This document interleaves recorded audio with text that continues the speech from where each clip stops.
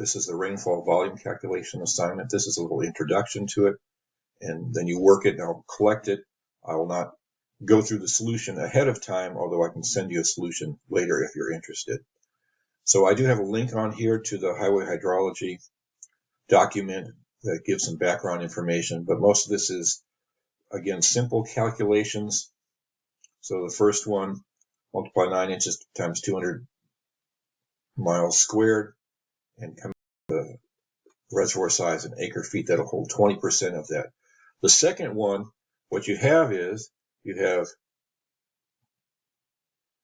you plot the inflow, which would look kind of like that, and then the outflow from the reservoir. So this is in, and this is out.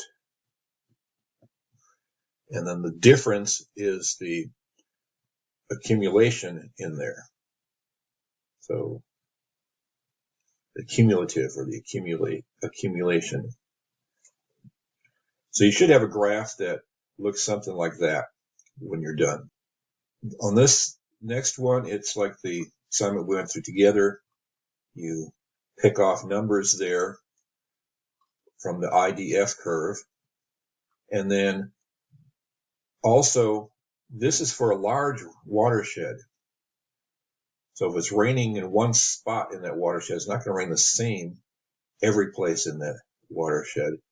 So the Highway Hydrology Manual, again, which is linked up here, has this graph down here where you adjust it, you multiply it by a fraction to adjust it for the size of the watershed. Again, number 4, from the IDF curve, you pick off the expected return period for 2.79 inches in a 270-minute period total.